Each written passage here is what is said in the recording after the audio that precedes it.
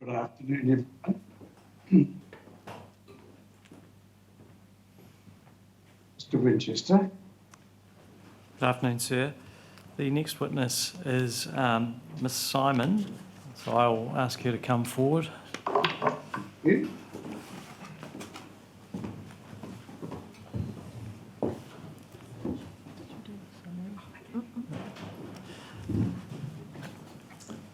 Sir, Ms. Simon didn't produce a summary of evidence, so you'll just have her evidence in chief. Yes. And with your leave, there's just a couple of main points from her evidence in chief that she would like to briefly address the panel on before taking questions. So if that's acceptable. Of course. Sir. Go ahead. All right. Good morning. Good afternoon. Tēnā koutou katoa. Thank you for just letting me say a few more words about rock art.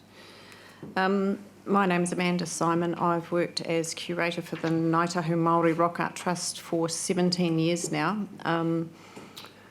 Part of that work involves visiting many of the rock art sites and seeing up close and personal the issues in its management and care. And from my perspective, and I've written in my statement of evidence, the management of water around rock art is by far the most serious and concerning issue in the management and preservation of the rock art. As you know, rock art is a porous, limestone's a porous rock, and it absorbs water, and the impacts of excess water on limestone and rock art are devastating. So a couple of the points that I did want to make are that there's talk of mitigating risk to rock art, and really once the issues with the use of water around rock art or changes in hydrology around the rock art sites become evident, it's really too late to arrest that process.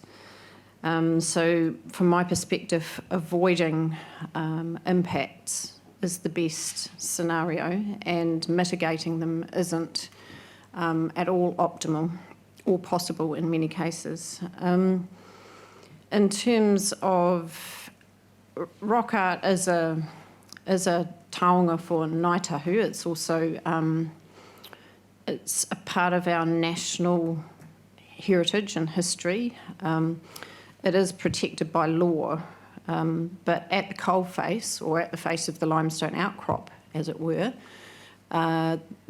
those laws often don't provide much practical protection for the art. I know that there's been some discussion about farm environmental management plans and their effectiveness or otherwise for protecting the rock art. I would just re-emphasise, I suppose, that I don't see farm environmental management plans as the right tool for the job. The reason why I say that is that to protect rock art effectively, there needs to be some input from people that know what the impacts to rock art are. These can involve assessing the hydrology of the site. It involves the geology of the site. It involves the topography of the site. Often the farm management plans are put together between landowner and other people without the necessary expertise to assess those impacts. The frequency of audit for farm environmental management plans is, from what I can see, not set and not that frequent. And the people that are auditing the farm environmental management plans, again, don't have the level of expertise required to make a call on whether various actions or management of water are having an impact on the rock art sites. And I think with the farm management plans, they're specifically focused on a particular land unit, and the impacts of activities on one land unit can affect rock art from a distance. So I don't think they're ideal from that perspective. And one of the other things I would say is that when I started looking at rock art in this role many years ago, a lot of the farms I was visiting were predominantly sheep farms. That's changed quite dramatically, and the places where the rock art is found, in North Otago and South Canterbury predominantly, there's been a massive intensification of dairy farming in these areas and intensification of irrigation to support that. And that's had a dramatic impact on the condition of the rock art sites, which I've seen personally. And I think the time is now to act to protect them. The impacts have already been happening over several years, and if something's not done relatively quickly to protect these sites, then they will be gone, and that would be a terrible thing to happen. The rock art sites are not just rock art, they're a cultural practice that's intertwined with mahinga kai. The rock art sites are often situated in places near to fresh water, with freshwater springs. They're part of a traditional lifeway, and they're not something that is solely, I think, consigned to the past. They're part of Ngāi Tahu culture and identity. They're part of our national history and identity. And if they disappear, then the cultural practice surrounding them also are at risk of disappearing too. And that's all I have to say about it, really. Thank you. Yes, thank you, Ms Simons. Commissioner Van Gortlissen? No questions, but I certainly understand and appreciate the points you're making in your evidence, particularly as summarised in paras 27 to 29 of your evidence. So thank you for that.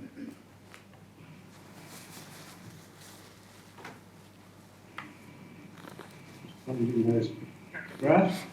Yes. Commissioner Solomon? Yes, I have a couple of questions for Ms Simon. No doubt the whānau and or the trust has relationships with landowners that have rock art on their land.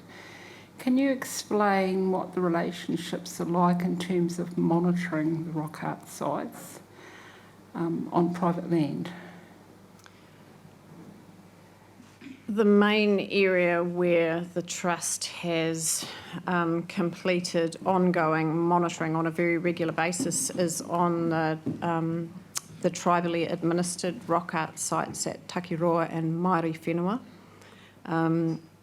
There's been areas which we particularly focus on tend to be the areas at highest threat. So that would be areas where there's large-scale irrigation schemes proposed. So in those areas, we tend to go back to the sites and try and do another round of detailed photography, basically ensuring that we have at least a couple of baseline records of the condition of the art. And really, this is the ambulance at the bottom of the cliff in many ways, because what we're endeavouring to do is to collect that evidence in the expectation or in the consequence of those large-scale irrigation schemes coming into play, and then being able to measure the impact on the rock art sites. So what about the relationship with the large irrigators? Do you have a relationship with them? No, not really. And to answer your initial question about relationships with landowners, we do have some positive relationships with a number of landowners, and once they understand the issues at play, many of them are actively involved in the protection of the sites, but that's not, that's not across the board by any means. And Yeah, there are concerns from landowners that they would be impeded from their regular farming activities by the rock art management areas that we've proposed. And the purpose of those is to trigger a consultation process and a really detailed and fine-grained assessment of the impacts of their farming activities on the rock art. So have you thought about how you could get a win-win out of this? In other words, keep the landowners happy and keep Ngāi Tahu happy? I think, one of the main issues in the management of rock art, aside from water, is that people don't know it exists. There's 761 sites in Ngāi Tahu's tribal boundaries. So in my personal experience, establishing kānohi, ki te kānohi relationships with landowners and bringing them together with Rūnanga to get a better understanding of the cultural values that are at play is really helpful to build a firm foundation for the protection of the art. But to be fair, every rock art site has different issues and different levels of activity required to manage risk or to avoid risk. So to be effective, you have to have, it has to be on a landowner by landowner basis. Thank you, Ms Simons. I have no more questions.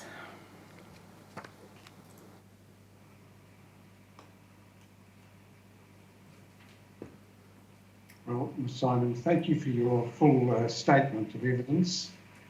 It presented clearly an issue that we were not fully aware of before, and we're grateful to you for coming and explaining it and for answering our questions.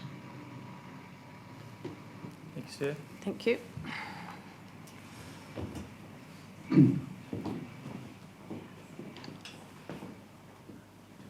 Sir, the next witness, we're on to the planning witnesses now. Proposed to call Ms Kylie Hall. Yes, thank you. If we go to the summary, what would the full say? No, as I indicated, sir, the planning witnesses are happy just to go straight into questions and have their material taken as read. Obviously, they've been listening intently to the exchanges this morning, so hopefully have some forewarning of the issues. I can see Commissioner Van Voorthousen's been chomping at the bit to talk to the planners, but I just thought before I call Ms Hall, sir, there was a question you asked me in the course of opening legal submissions about scope for opposition to out of catchment water. Yes. So I've had a look at the original submissions, and as you note, there were 3 original submissions. In the submission from Te Rūnanga or Arawhenua, there's a very clear statement around of opposition in relation to out of catchment water, and there's a request for a new rule, and it's on page 10 of that submission in the table. A new rule saying the taking and use of surface water from a catchment for use within another catchment is a non-complying activity. So that's, I guess, a regulatory consequence of the opposition. There's also a new policy sought, and that's back on page 6. And that's a policy which deals with any proposal to introduce new water from outside a catchment, and it simply identifies matters that must be addressed. So that's a specific matter that has been identified in the Arawhenua submission. and also in the submission from Te Rūnanga o Ngāi Tahu,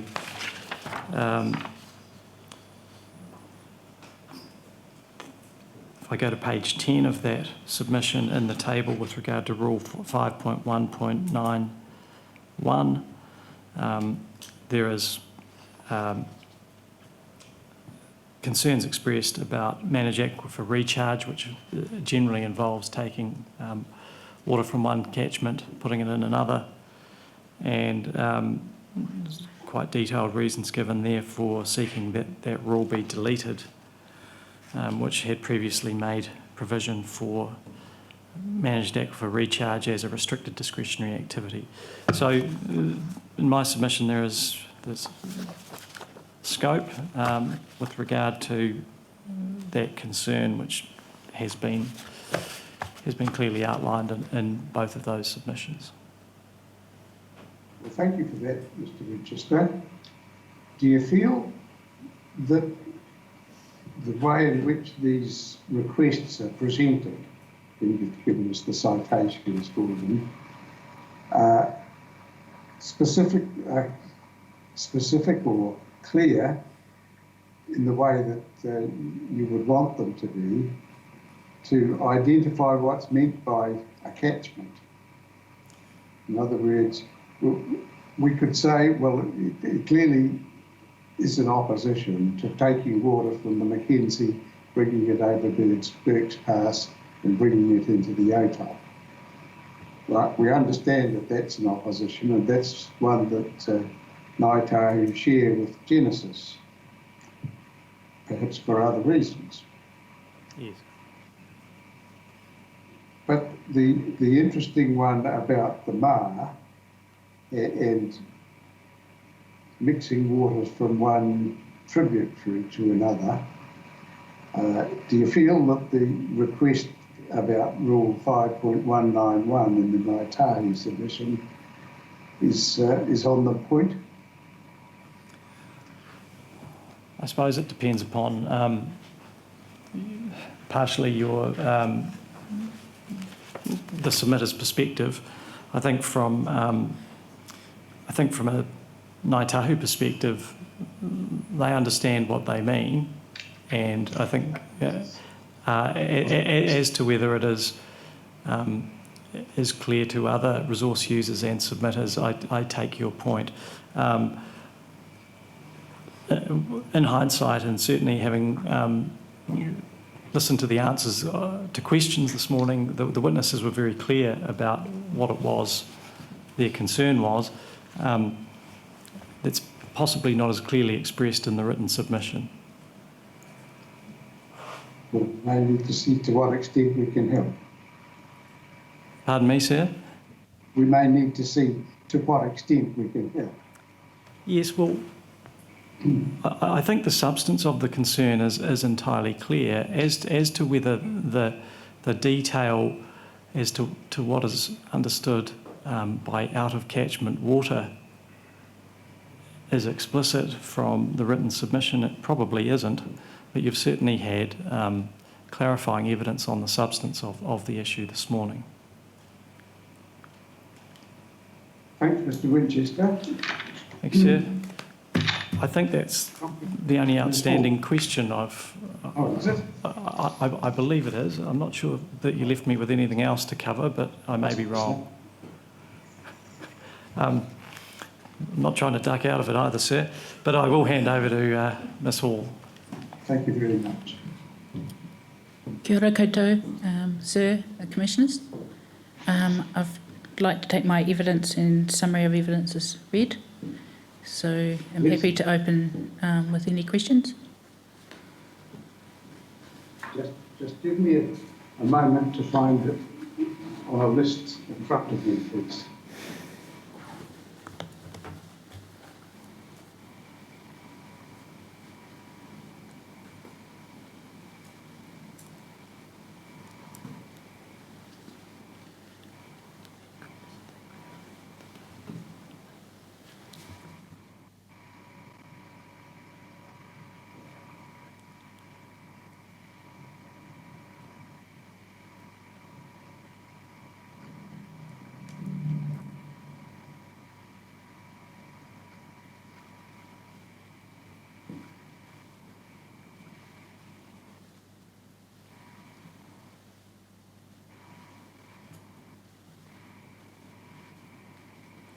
Apologise for taking so long. Please go ahead.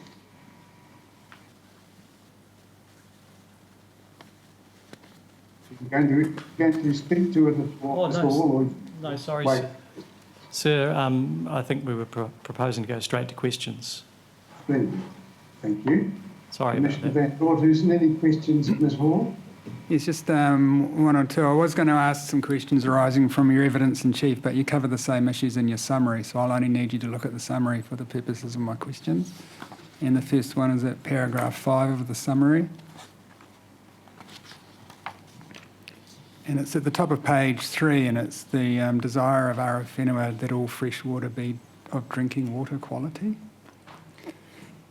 And just some questions on that. Is that to be of drinking water quality without treatment or after treatment? Preferably before treatment.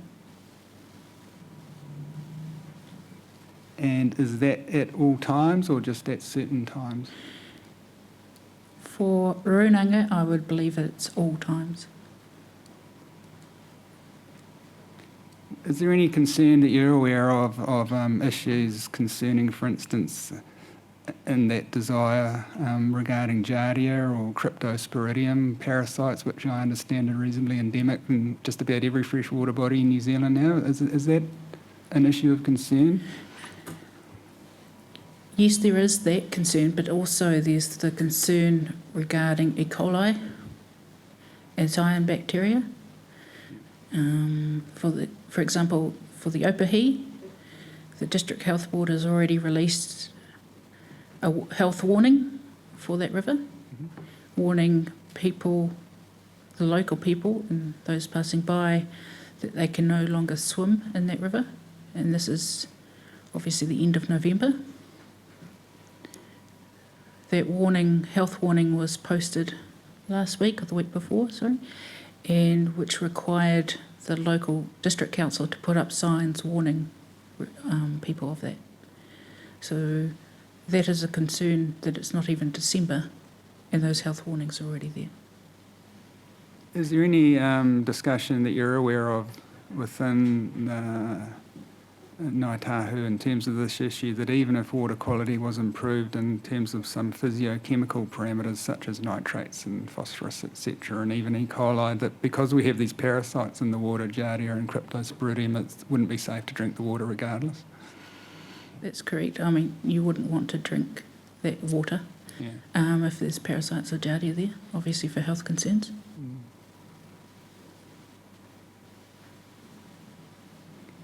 And just one further question just arises from your paragraph 13 in the summary.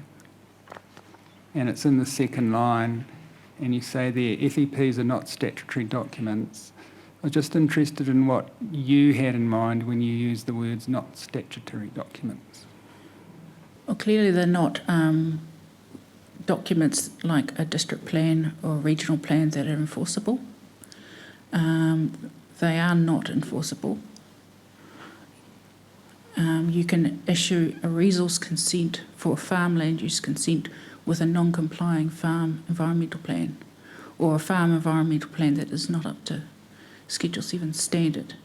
So with that in mind, the Regional Council and Ngāi Tahu have no input into those farm environmental plans, which is a concern if they are to be controlling farms in areas around Mataitai or rock art, if there's no input that Rūnanga can have into the protection of those areas. Okay. So I've just written down, main concerns would be that Ngāi Tahu have no input to them, and regardless they're not enforceable in their own right. Was that a fair summary of what you were thinking of when you wrote that? Okay. No further questions, thank you.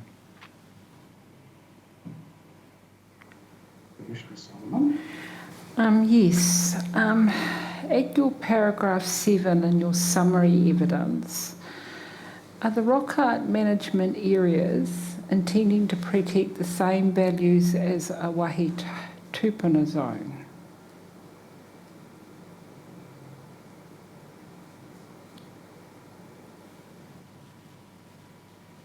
I think obviously rock art are part of the cultural landscape which are waipuna. So cultural landscape involves springs in a majority of cases, also involves wetlands. They were located in those areas for that purpose. So they have, Arawhenua did seek that waipuna were protected as well, because they would form part of the cultural landscape, but also for their value, because they often, or they were clean drinking water. So if they were to go in hand, yes. So why wasn't the same name used?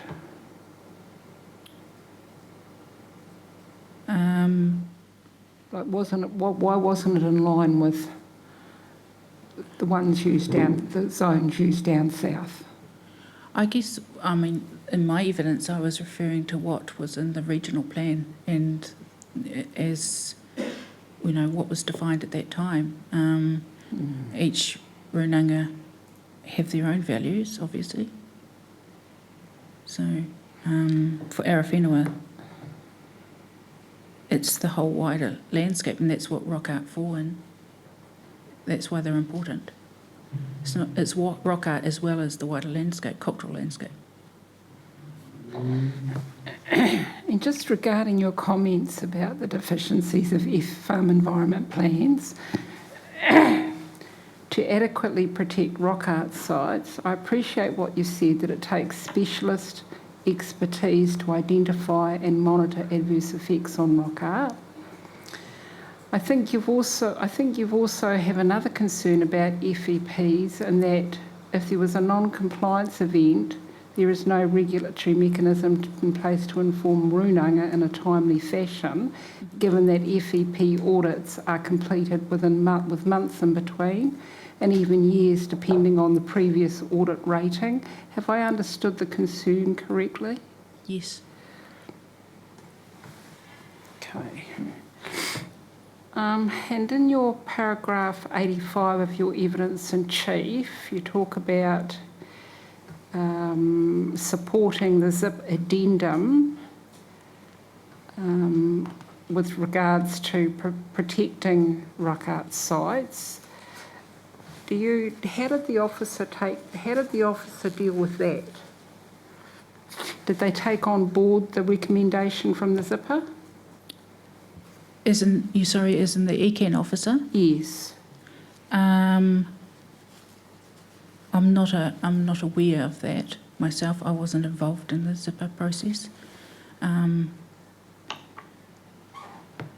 That was taken from Mr. Henry as well, who was involved in that zipper process. So the Section 42A report, have you read that? Yes, I have. So how did the Section 42A report, did they accept the zipper recommendation? They accepted that there would be rock art protection zones, which we supported. Okay. And I've just got a couple more questions. In your paragraph 86, the last sentence in your evidence in chief, you refer to Te Waihora, the same provisions as in the Te Waihora zone. Is there rock art in the Te Waihora zone? As I say, it's understood that a similar approach has been adopted. So they obviously had a similar, protection zone, but I wouldn't believe that for Te Waihora there would be rock art there. Oh, so you were referring just to the protection zone for another cultural value? Yeah, the protection mechanism. Okay, thank you. And in your paragraph 83, why did the Rūnanga not take the opportunity to provide a definition for waipuna, considering they are taonga and need to be protected? I think in the submission it was suggested that a definition be put forward. Obviously, with the time restraints and multiple Rūnanga, obviously not just Arawhenua, but multiple Rūnanga would have to have an input into that definition. And also, there was a need to make sure that that fitted in with the wider corporate body of Ngāi Tahu. So under the time restraints, we didn't have the time to come up with a definition, do the consultation to ascertain what everybody, all Rūnanga would deem as waipuna. And it may be something that needs to be discussed at a larger level. And with regard to the last sentence, I think in that paragraph, in paragraph 103, to determine if a spring rises in a river, stream or wetland, and those that are not flowing water, do you know how many areas where this situation might occur? Not off the top of my head, sorry.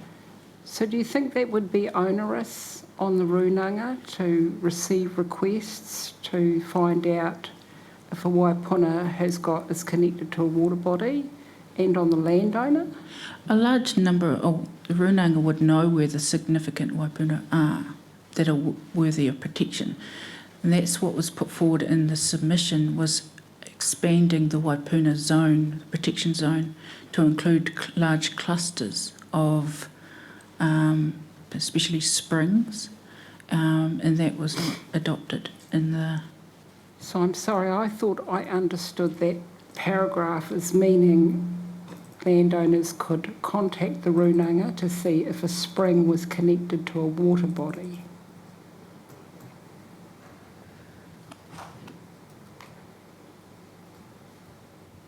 But regardless, do you think it would need hydrological expertise to determine that?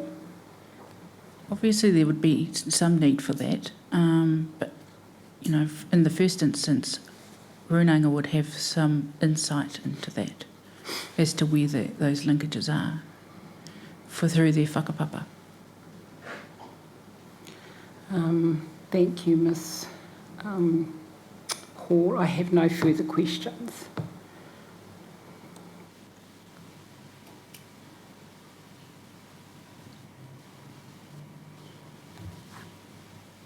Ms. Hall, I'm grateful to you for the statements that you've given us, and you understand, I hope, that we're here to have your evidence and we want it and we're grateful for it, and I'm not here to be confronting you on it.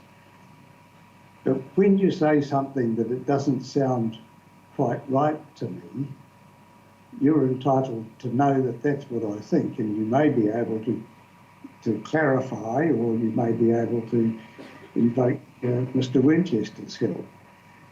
But when you say FEPs are not statutory documents, if you'd said that 18 months ago, I'd have thought, yes, that's right, they're not. But, we've had this essential freshwater package, if I've got the words right, that's gone through processes of making laws over the last 12 months or more, maybe rather longer. And I was feeling that it was part of the essential freshwater package that FEPs were brought into a statutory framework or a statutory authority. And I can see that there are some of your supporters in the back of the halls shaking their heads, but for all of that, it's just possible, isn't it, that this got into the processes in the Parliament before the recent election. Do you know about that at all? Not personally, no. I understand that there's a legislation requirement for FEPs, but and that's particularly through resource consents for farm land use consents. But the actual physical document is something that is created by a consultant, and between the consultant and the farm owner. Yes, I well agree with that. but they now have the authority of law, of statute. Is that the right position? Yes, perhaps if I can intervene here, sir, and assist. Of course I'm right. I think the concept is statutorily recognised, but what is still to happen is for the base requirements or the fundamental requirements of farm environment plans to be finalised. So as a concept, it is a statutory concept with the detail yet to be resolved. So I suspect again, accuracy of terminology is critical, and I understand the basis for your question. To say that they are not a statutory instrument is probably not 100% accurate. I suspect what Ms Hall was saying is that as they are used in Plan Change 7 as currently notified, the concern is more around their enforceability, sir, rather than their basis.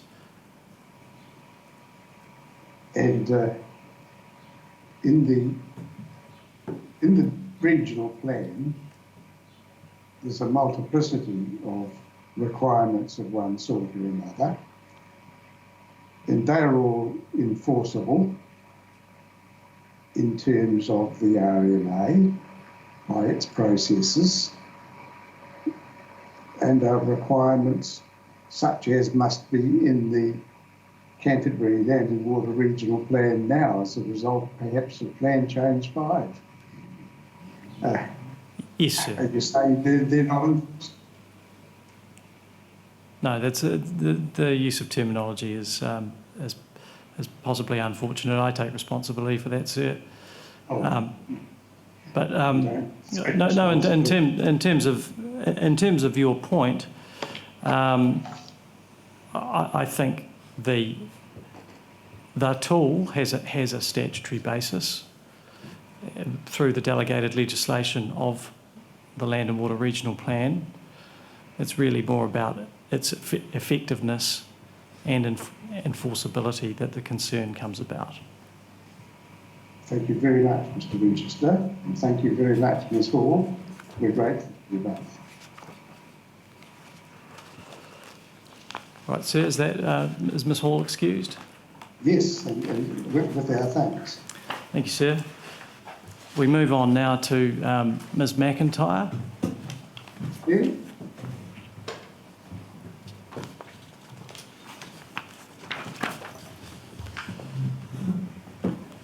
And I believe Ms McIntyre does have a correction she wishes to bring to the panel's attention so that the record is accurate. And I'll just wait for you to gather your papers so that you can take a record of that. Is the correction in the evidence in chief or in the summary, Ms McIntyre? The correction is in paragraph 36 of the evidence in chief. Right, thank you.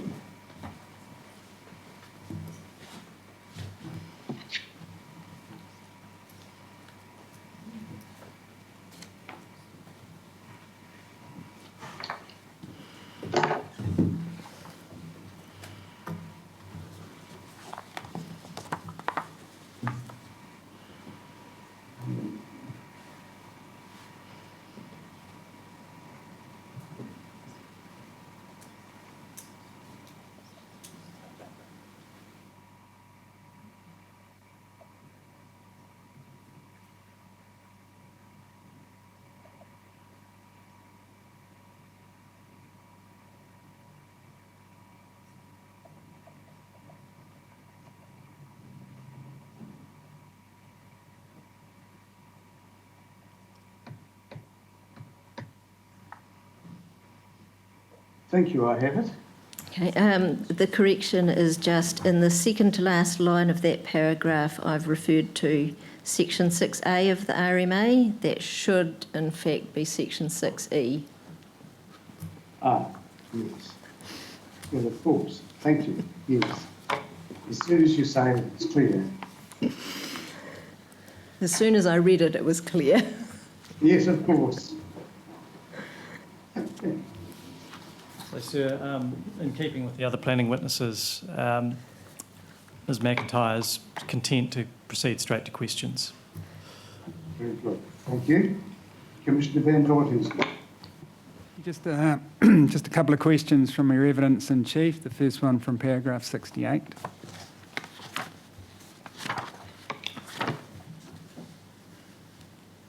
And in the middle of that paragraph, you refer to Mahinga Kai activities. Would Mahinga Kai activities be categorised as part of cultural well-being? Yes, I would say that the Mahinga Kai activities would be characterised as cultural well-being. The conditions in the water body that are necessary to enable those activities, I consider would more properly fall within the category of the health and well-being of the water body. Yeah, So I think there's a little bit of a split there in terms of between the provision for Mahinga Kai and the provision for the use of Mahinga Kai resources. I think there is a distinction there in the way the priorities in the MPS are set out. Yeah, and I understand that. That's why I asked you about the activities. At paragraph 69, and it's not a question for you, it's an issue for the officers to come back to us and reply, please. But at your paragraph 69, you raise the issue of the B allocation for the Cust River. Mm-hmm. And so to the officers, when I was reviewing the Section 32 report on this, at page 130 of the Section 32 report, it says that the B blocks should be removed from the Cust River, and then at paragraph 139 it says it should remain because there is one consent granted for that B block. I couldn't find any specifics on that, so if you could address that in reply. Is it only one consent? What's it for? When does it expire? What conditions does it have? Etc. And so back to you. Paragraph 71, very last sentence, you say that consent holders can rely on the conditions in those consents until they expire, and this is in relation to providing for cultural flow above irrigation reliability. Can consented allocations and minimum flows now be reviewed by the council under section 128 bracket 1 bracket B bracket 3, which is a relatively new provision? Yes, they can be. Yeah.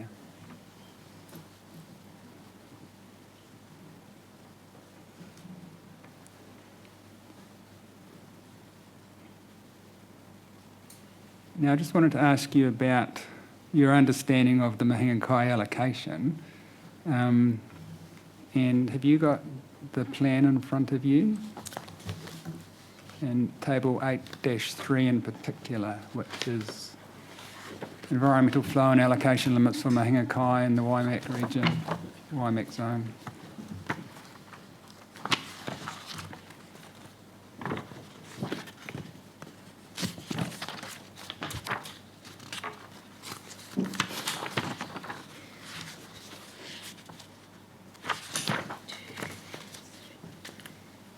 Yes, I have that now.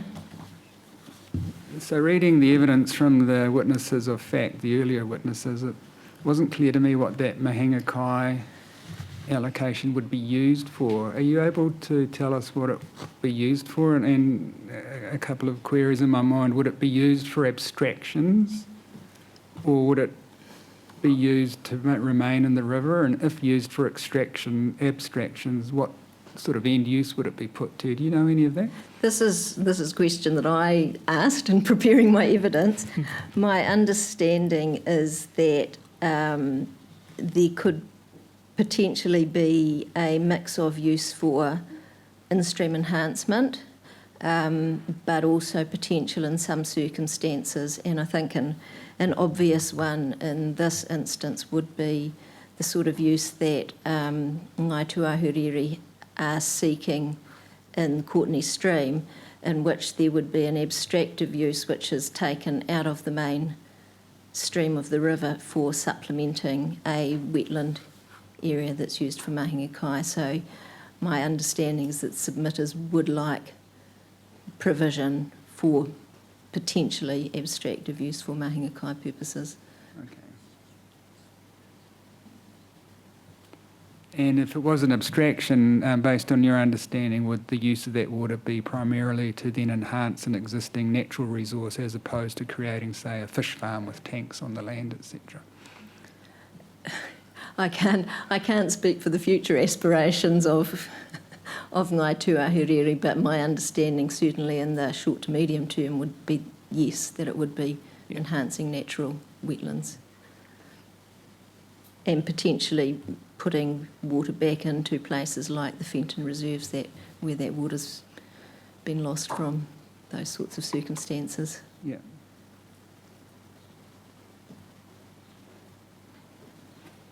When you say putting back, does that mean leaving the water in the river or abstracting it and then putting it in somewhere else? Well, in circumstances such as, well, in some circumstances I understand that the channel of the river has been shifted.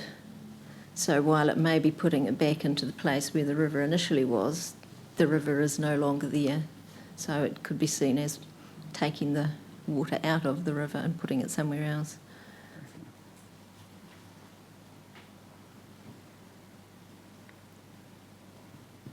And you mentioned initially in-stream enhancement. Is that something different to what we've just been discussing? Well, I think in terms of the purpose of the mahinga kai enhancement allocations, it's part of the same purpose. I think there's a distinction to be made in terms of the extent to which it can be provided for, because clearly if you are using the allocation for in-stream uses, then the question of over-allocation doesn't arise. If you're looking at taking that water out of stream, then it does. Yeah. So in terms of an in-stream enhancement, that would just be leaving the water in the river? Yes. Okay. All right, no further questions, but thanks for clarifying that. And I did find your Appendix B, where you did a comparison of the various minimum flows, to be very helpful, so thanks for that. Thank you. Mr. Sullivan. Yes, I have three questions for Ms McIntyre, but the first one relates to paragraph 97 of your evidence in chief, and it relates to rule 8.5.6. I take your point about the consequences of removing the need for a CIA from the rule in lieu of other assessment tools. The consequences, there is no discretion trigger for Tuahuriri to assess the consent applications. Is that correct? That's correct. Okay. And now I'm going to go back to your summary evidence. Paragraph 3, when I find it, C, is facilitating mana whenua input into decision making where mahinga kai may be affected. Is this in relation to the co-granting request by Tuahuriri for mahinga kai allocation applications? I think, and as I've said in my evidence of chief, I think the potential for co-granting is something that would relate to sections of the RMA that are outside the scope of this plan change. Yes. But I think it is certainly within the scope of the plan change to facilitate input into decision making by way of consent triggers. Yes. So that if there's a consent required, then there can be input facilitated through consultation and input into those consent processes. And of course, there's nothing stopping Tuahuriri to approach the council outside of this hearing process with regard to co-granting. That's correct. Okay. At your paragraph 6 in your summary evidence, which I will just come to. A, I have asked a number of experts who used to work in the planning areas of ECAN why allocation limits is based on the sum of water allocated via consents. But unsurprisingly, I got no answer, and perhaps it wasn't fair of me to ask them because I knew they couldn't tell me because those decisions were made by other people. And we as a panel don't have the authority to change that playing field. But Ngāi Tahu, if they were strategic and capitalised on the NPS FM 220, particularly with regard to Te Mana or Te Wai, and if they were to make the most of their productive working relationship with ECAN at a governance level, are actually in the best position to ask the question and persuade change. So you might like to go back and tell them, give them that, suggest that to them. I would even go so far as to say the stars are aligned for it. And with that, I have no further questions. If I might just comment on, I believe that the MPS FM 2020, the requirements in that mean that the historic approach of defining over allocation just in terms of what is used rather than what the water body needs is, I don't consider that it is possible to continue that approach if you're going to give effect to the MPS FM. Well, I'd say you can certainly go down the road of the NPS FM and you'd be silly not to, but I'd be attacking it from all sides and approaching regional council face to face with Ngāi Tahu at a governance level. I can take that back. I have no further questions. No question, Ms McIntyre. Thank you very much for coming in and giving us your evidence. Thank you.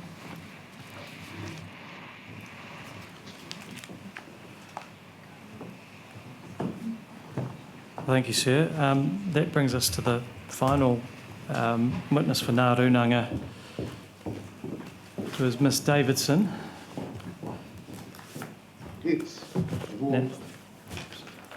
Ms Davidson has produced a statement of evidence in chief and also, unusually for this process, I think, a statement of rebuttal evidence dated the 18th of September.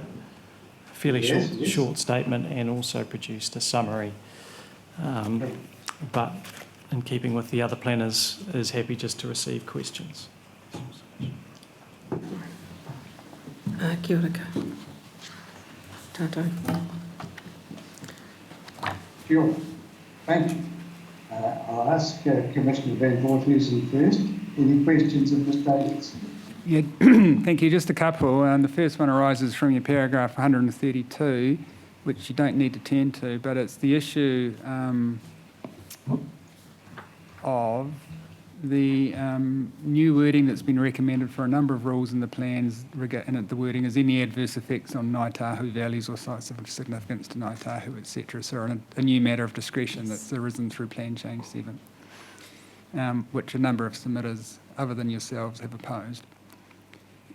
And the 42A officers recommended, I think in response to some questions we may have asked in writing, expanding that provision to refer to as identified or described in this plan or in any relevant district plan or iwi management plan for etc. And your evidence says that would, I think what it says, it would be inappropriate because it would unduly narrow then the consideration of that and potentially mean that the iwi themselves wouldn't be asked about that, if I've summarised what I think are your concerns correctly. So the question I have is, do you have the recommended amendments to the plan in front of you? I just want to refer to one rule in particular. The section 42A. The recommended amendments to the plan provisions that have arisen from the officer's report. So it's the track changes they recommended to the plan based on their The new assessment of submissions, and I wanted you to look at Rule 5.9. I don't have that in front of me. Can we get that to the witness, please?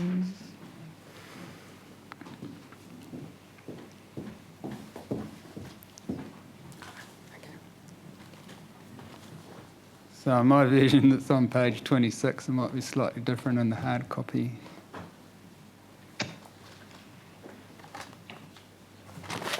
It's rule 5.9. And Oh, sorry. it's just the first one I found where it has that extra. Oh, okay, so it's just letter. wherever it, Yeah, that's just the first so letter. it's so the wording you're talking about is the, as identified or described in Yeah. this plan and any relevant district plan or any iwi management Yep, plan. Yes. and as I've summarised, I think in your evidence, you're saying you don't agree with that change. My question to you is, what if before the word as identified or described, or before that term it said including as identified or described, so it didn't limit it to that, but that would just be then referring readers of the plan to potentially one useful reference point. I would be more comfortable with it doing that, provided it didn't actually exclude Yep, going out and actually talking with the Rūnanga or relevant entity. yeah, okay, good, thank you. And the other issue that I had arising from your evidence, and again, it's not a question for you, it's a question for the officer to address and reply, but it arises from your paragraph 224.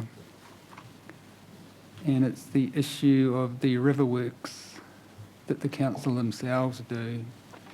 And it's the issue of contouring and battering, etc. And you've suggested an amendment in your evidence at your 224. But my question for the officers is, when I was going back through the Section 32 report, I was unable to clarify in my own mind the intent of the change to include that additional matter, recontouring or battering. And I couldn't see if through the Section 32 report it was meant to be an activity in its own right, so recontouring or rebattering anywhere, or if it was recontouring or rebattering in association with the other matters covered by that rule, for example, maintaining a spillway or a stop bank or a retaining wall, etc. So if it was an associated activity or a totally independent activity, couldn't find that out from the 32A report. It would seem to me, and I might be wrong, would be more logical to be an associated activity, otherwise it would let the regional council do some pretty major and horrendous things to rivers. But if you could address that in reply, that would be appreciated. But thanks for bringing that issue to our attention. And apart from that, no further questions. Commissioner Solomon? Yes, I have several for Ms Davidson. In your evidence in chief at paragraph 124F, why do you think that the concern might be about engagement with Rūnanga or their environmental entity, costs, timeframes and uncertainty about outcomes when Rūnanga and its environmental entities have been operating in this space for years?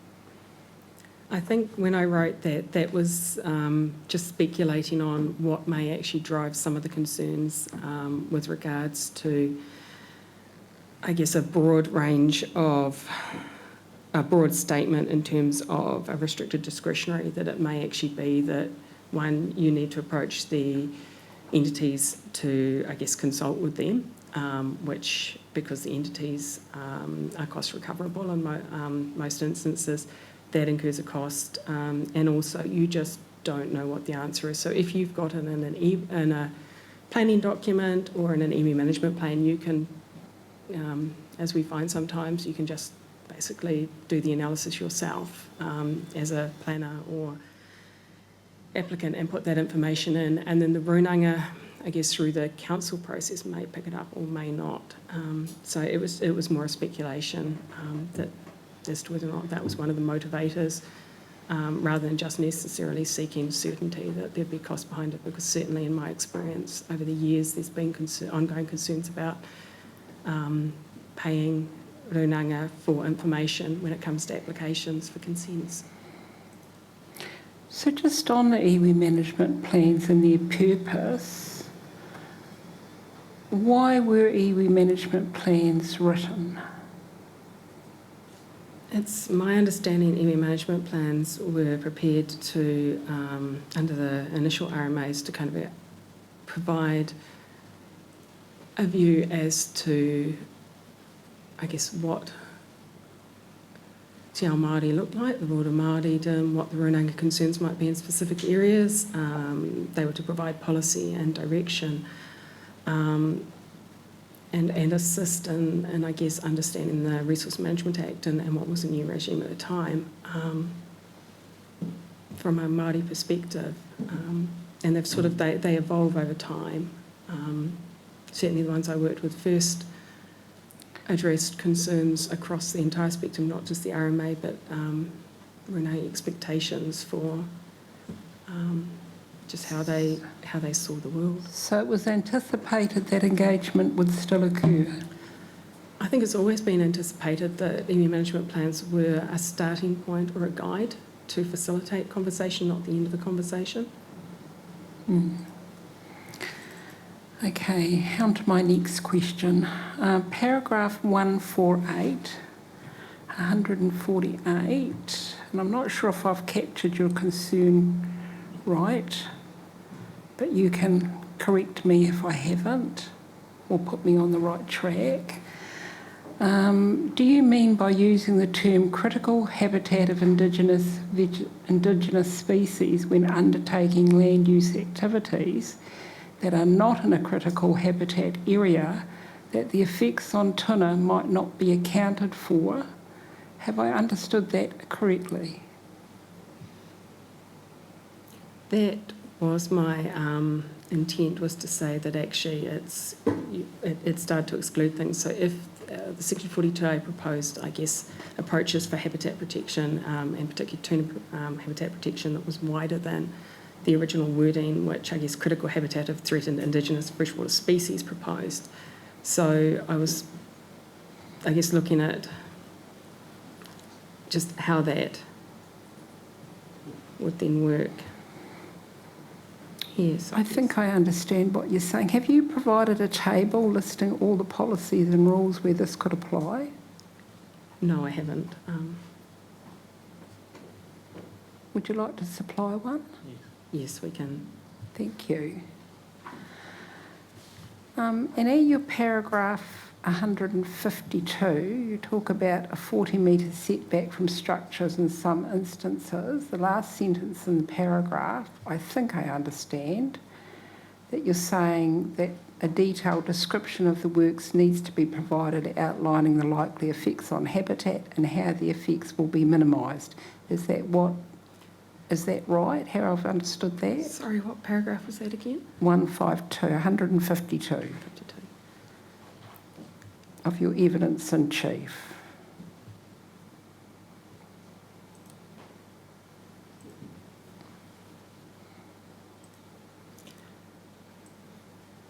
So I did, I guess that because some parties had actually just asked for a 40-metre setback, I was concerned that I wasn't sure within that 40-metre setback what actually may exist in terms of habitat. So just having a 40-metre setback didn't make sense to me.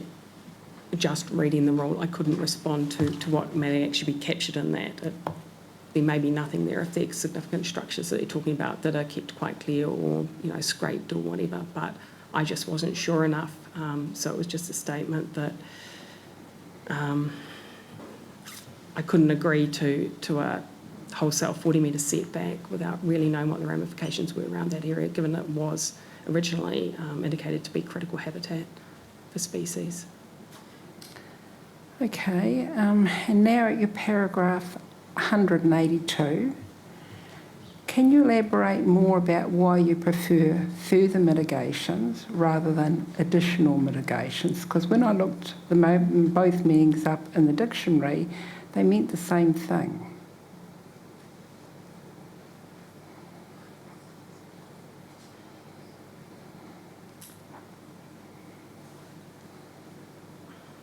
In terms of managed act for a recharge, it was quite an intentional statement to make. Alternative mitigations could be anything, I guess. Sorry, I didn't mean alternative, I mean additional. It got changed from additional to further. I've got alternative, I consider that changing the wording from alternative mitigations to further mitigations in that I paragraph. can not understand alternative. why you'd want to change from alternative, but in one policy I read it had additional, or I might be reading an earlier policy. Yeah, I certainly don't in paragraph 182. I've referred to it as changing it from alternative mitigation, so that may be my drafting mistake. In paragraph 182, it may be additional. Okay. That would be my apology if that's the way I've interpreted it. But certainly the idea and intent of that paragraph was to actually to adopt other practices before you actually went to managed act for a recharge. So it's not firstly. Sorry, my apologies, I was wrong. Okay. Thank you. Paragraph 202, is it waiwera or wairewa? And why we'd A couple of places you've got waiwera, and I was trying to figure out where that was, to be sorry, honest. that's the Northlander in me. That's pretty much down the road, yeah, from where I lived up there. So any mistake to that intent is certainly not what it's That's meant to all be. good. I obviously I'm not couldn't sure spell how. check my I'm way not out of sure that how. one. Sorry. I'm not sure how wairewa would feel about that, though. No, so. true. And that last was my one, power line. Sorry, I didn't pick that one up. paragraph 216, and it relates to Rule 5.62 to the discharge of nutrients by irrigation companies and the notification. How did the Section 42A report address your concern? I couldn't find it in the report.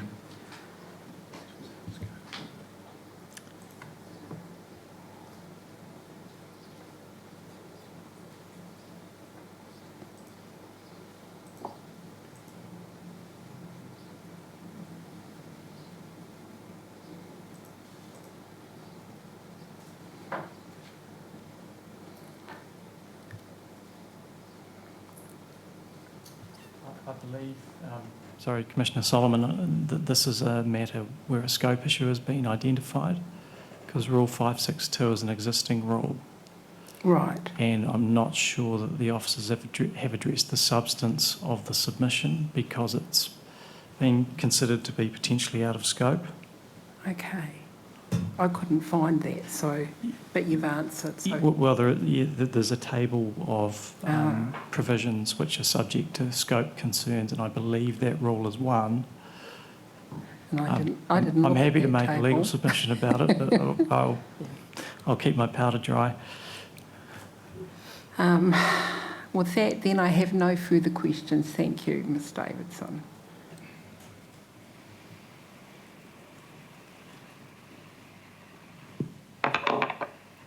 Well, how fortunate we are, Ms Davidson, to have your help, and the number of questions only reflects that, not any questioning of the advice you're given. But might I start at paragraph 20?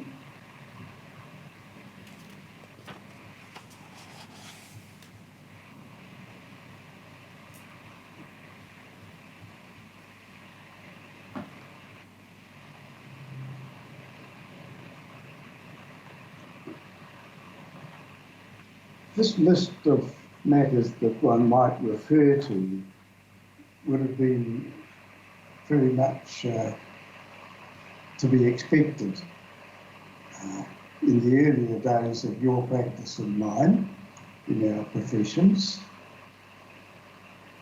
But was it 6 years ago, the Supreme Court told us that we weren't to do this, except in 3 classes of exceptional cases. We weren't to invoke directly the contents of Part 2. So I'm wondering if you've given to consideration to which of the 3 classes of exception would justify us having a look at the provisions that you've referred to in your paragraph 20.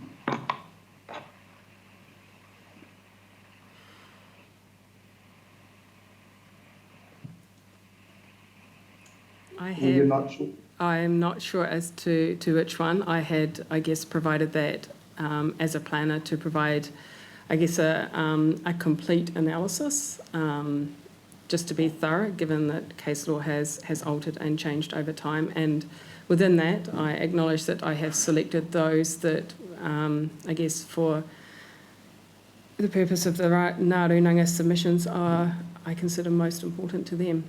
But no, I had not considered the current case laws and the various decisions around whether or not this analysis should be in or out. Oh, well, should we add that to Mr. Winchester's homework? I can deal with it now if you'd like, sir. By all means. I don't think, I would say that certainly Miss Davids's evidence puts it in there by way of context rather than it being substantive. There's no suggestion that there's invalidity, incompleteness, or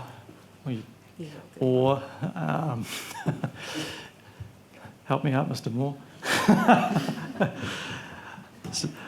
So I think the upshot, sir, is that Ngā Rūnanga is content to rely on the national policy statement as being complete in respect of Part 2.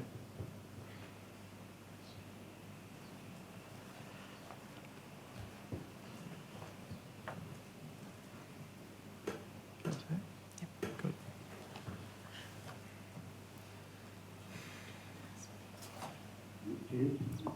Thank you. May I ask Ms. Davidson now to look at paragraph 152, please?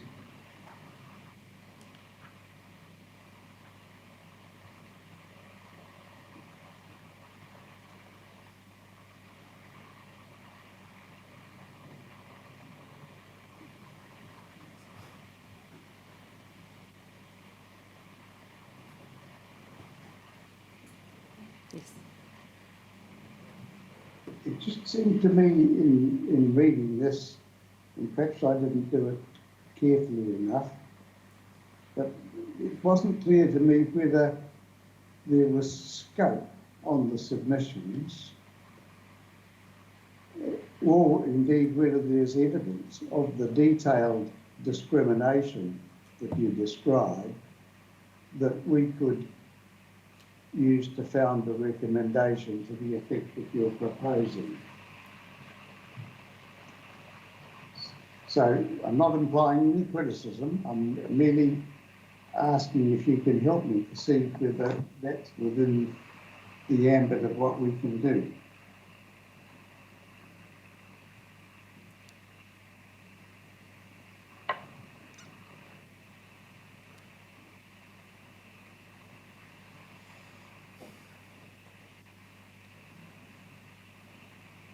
So this was directly in response to, I think it's in our further submission for Ngāi Tahu, but I'd have to check that we picked it up there. It was certainly, sorry, it's been a time since I've actually gone back to the further submission. Would you like to give some thought to that question? Yes. There's nothing to be gained by asking you for an answer now. And there's everything to be gained for you having the opportunity to think about your answer. Thank you, sir. Now, another question I wanted to ask is this. Paragraph 162, which is about fish passage. And what came to my mind was the question, is the management of fish passage now a subject of national regulation? It is, yes. And I realised I didn't pick it up in my summary of submissions when I was talking about the new NPS 2020 regs.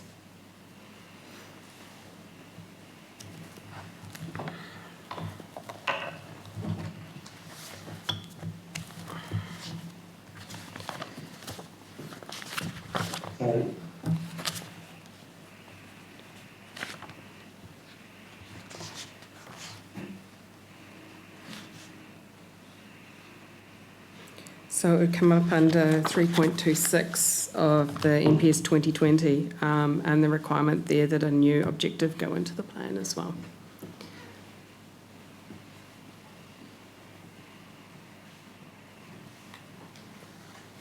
Is that one of those provisions that can be done without formality, or is it one of the ones where it requires a full Schedule 1 process? This is the one where it's without formality, I take it, because it's every regional council must include the following fish passage objective or words to same effect in its regional plans.